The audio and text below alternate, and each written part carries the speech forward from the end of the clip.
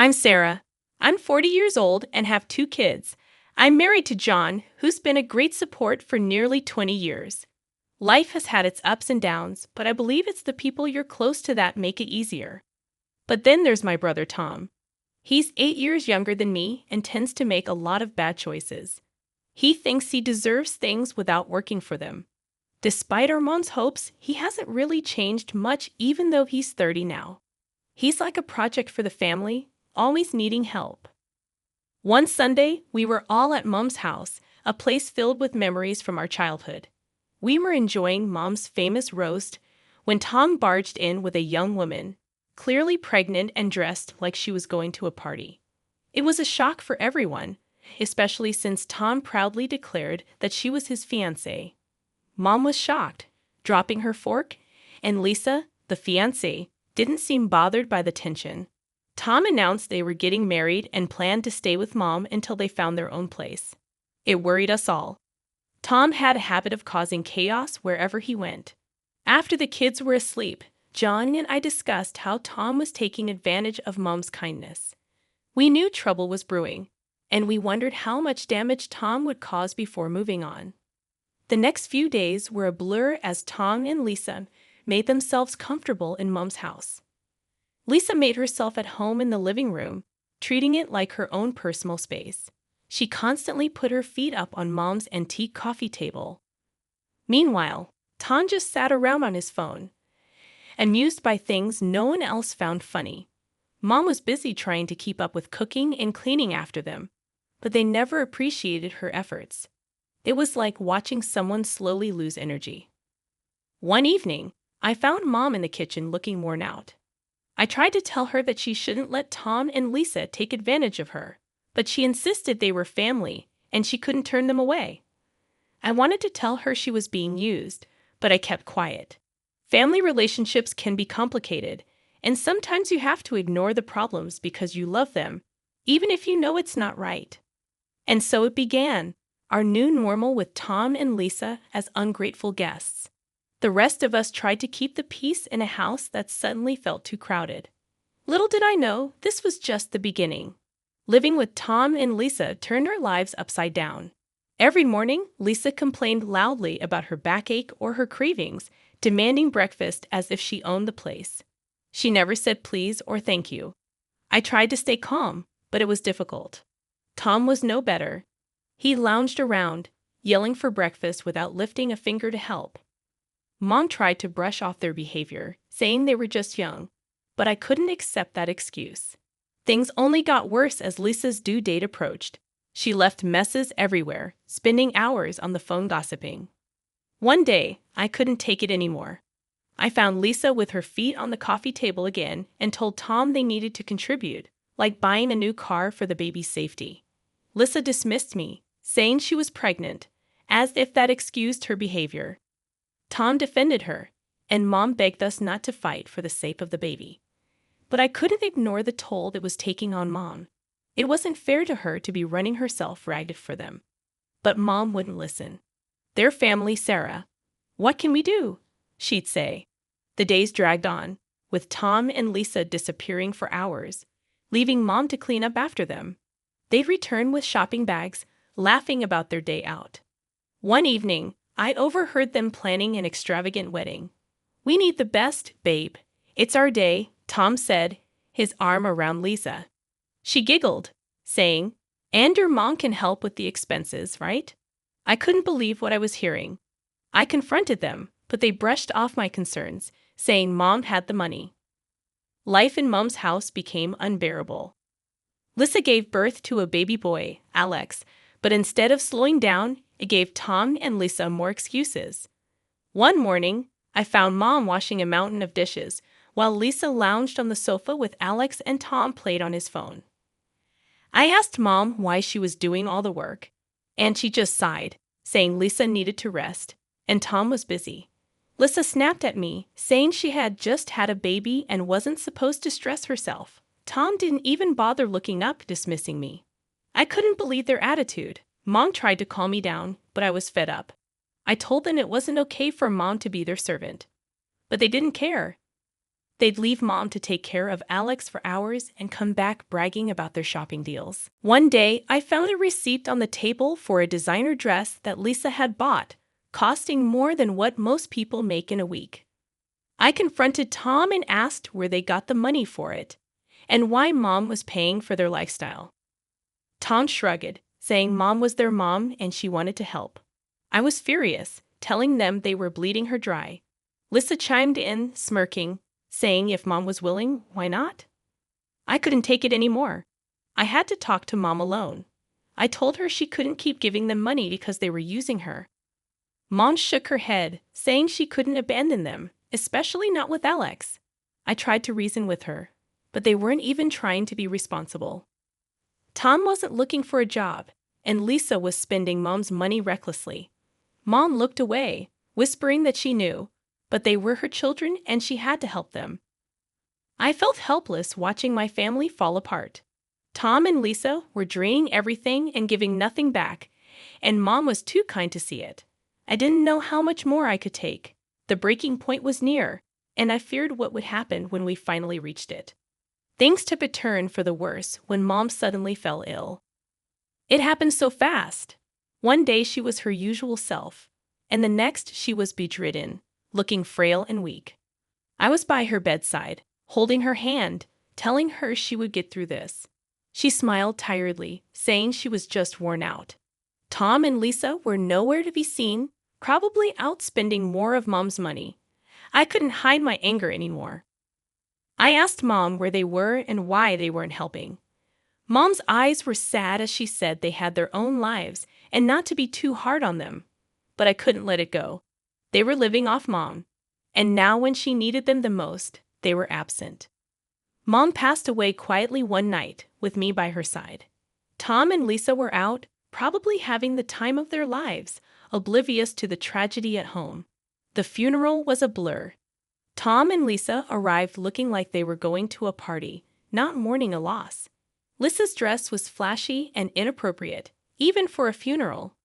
People murmured, and John squeezed my hand, trying to offer comfort. After the service, Tom pulled me aside. "Sarah, we need to talk about Mom's will." I was still in shock from losing Mom. "Now, can't this wait, Tom?" I asked, but he was insistent. "No, it can't. I know she left the house to me. We need to sort this out." I couldn't believe his audacity. "Tom, Mom just died. Can't you show a little respect?" But he was relentless. "This is important, Sarah. I'm her son. I deserve it." The day after the funeral, I went to Mom's house to start sorting through her things. But when I got there, Lisa answered the door with a smug look. "What do you want, Sarah?" she sneered. I was taken aback. "I came to collect some of Mom's things." Lisa laughed harshly. "Oh, you didn't hear? This is our house now." Tom got everything. Tom appeared behind her, grinning. "Yeah, Sarah, Mom changed her will. The house, the money, it's all mine." I felt a surge of anger and disbelief. "You're lying. Mom would never do that." Tom shrugged. "Believe what you want, but the will is clear. This is my house now." I stood there on the doorstep of the house I grew up in, feeling like a stranger. The realization hit me hard. Not only had I lost my mother, but now I was losing my childhood home to my greedy brother and his manipulative wife. As I walked away, I knew this wasn't the end. I had to fight back for Mom, for my family, and for what was right. But little did I know, the battle ahead would be tougher than anything I'd faced before. I was a bundle of nerves as I walked into the notary's office.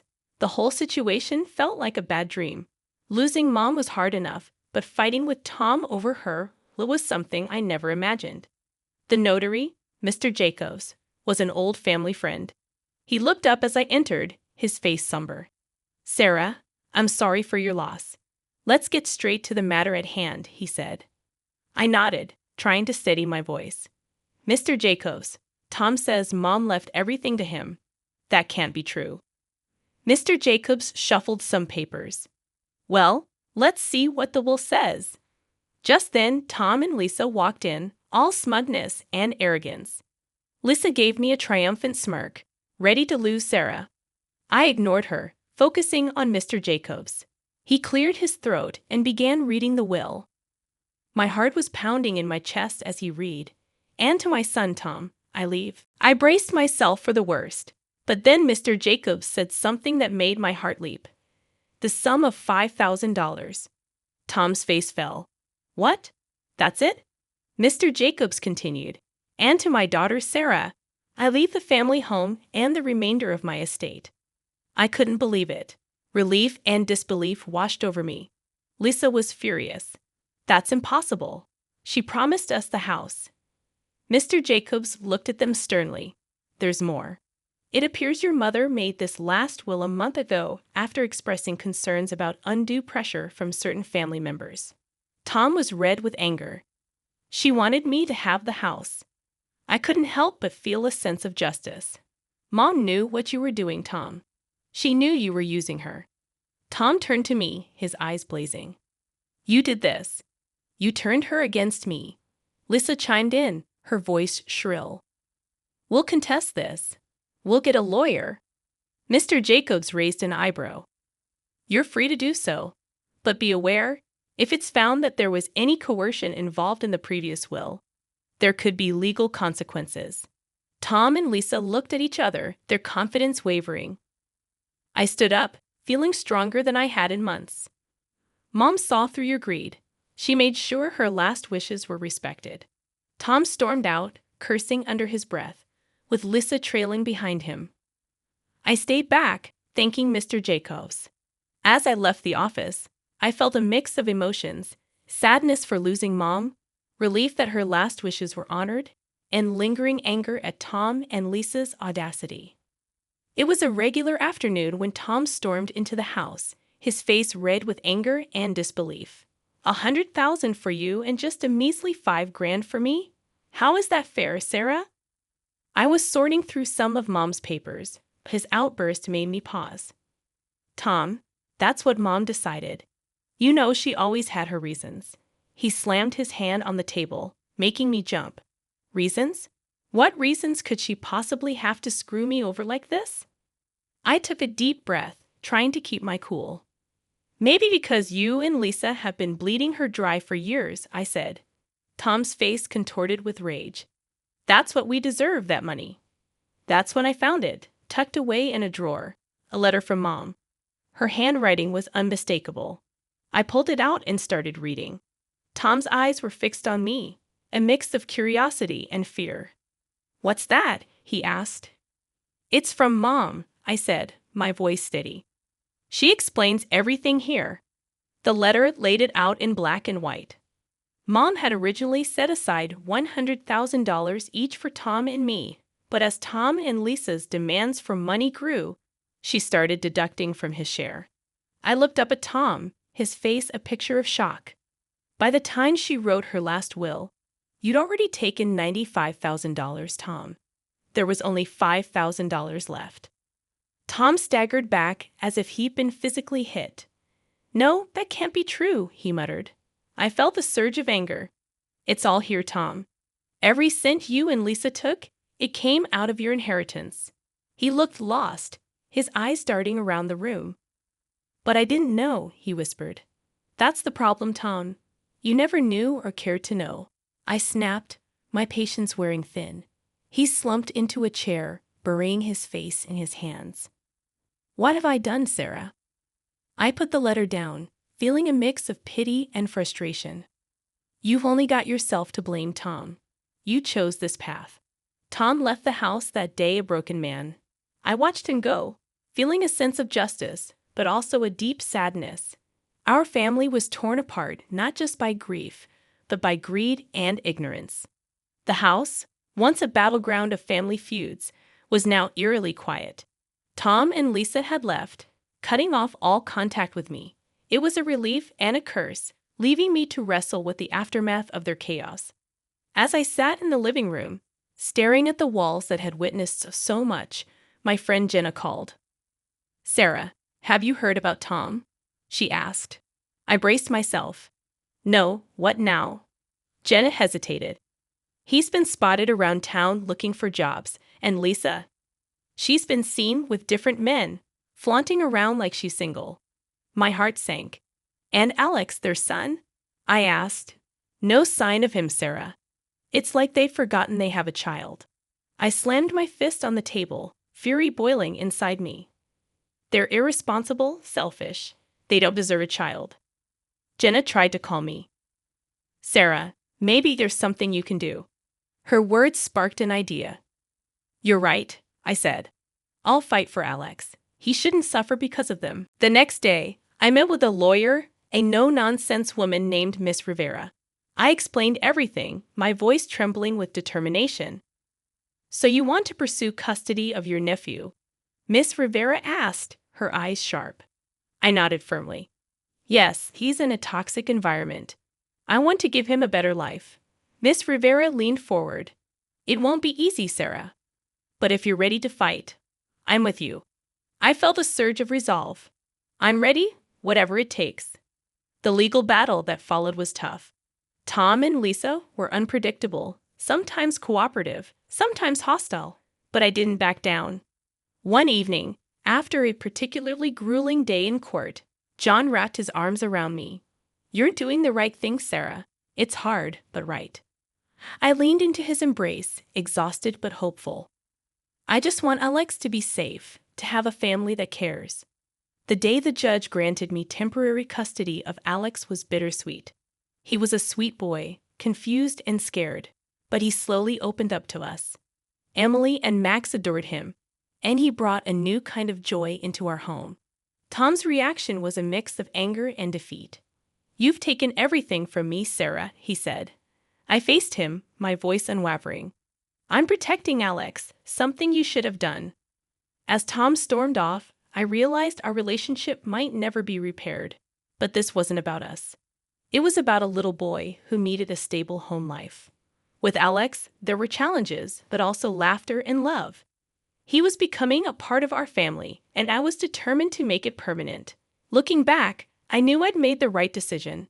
It was time for new beginnings for all of us, a chance to heal, to grow, and to build a future filled with love and stability.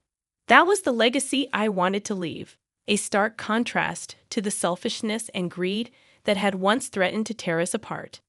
The house, once a reminder of familial discord, was now filled with laughter and the pitter-patter of little feet. Alex had become a part of our lives, his presence a constant source of joy and wonder. One evening, as we were tucking him into bed, he looked up at me with those big innocent eyes. Aunt Sarah, am I going to stay here forever? I smoothed his hair, my heart swelling. Yes, Alex, you're part of our family now. He smiled, his tiny hand gripping mine. I like it here. Emily and Max are fun. I kissed his forehead. We love having you here, sweetie. As I walked out of his room, John was waiting, a proud smile on his face. He's really settling in, isn't he? I nodded, feeling a sense of accomplishment. He is. We're giving him the life he deserves. The next day, I received a call from Miss Rivera.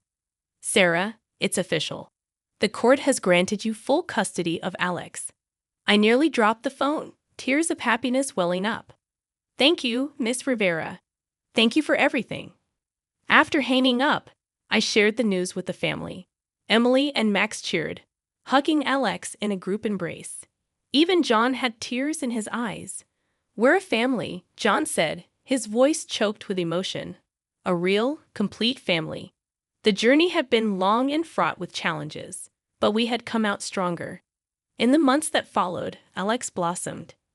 He was no longer the timid boy we first met. He was confident, happy, and loved. One day, while we were all in the garden, Alex came running up to me, a dandelion in his hand.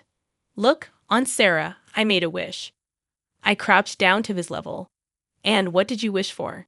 He grinned, his eyes sparkling. I wished we'd all be together forever. I hugged him tight. That's the best wish, Alex, and it's come true. As I looked around at my family, I felt a deep sense of peace. We had weathered the storm and emerged stronger. Our future was filled with hope, love, and the promise of new beginnings. This was our story, a testament to the strength of family and the power of love. It was a future of hope, and we were ready to embrace it with open arms.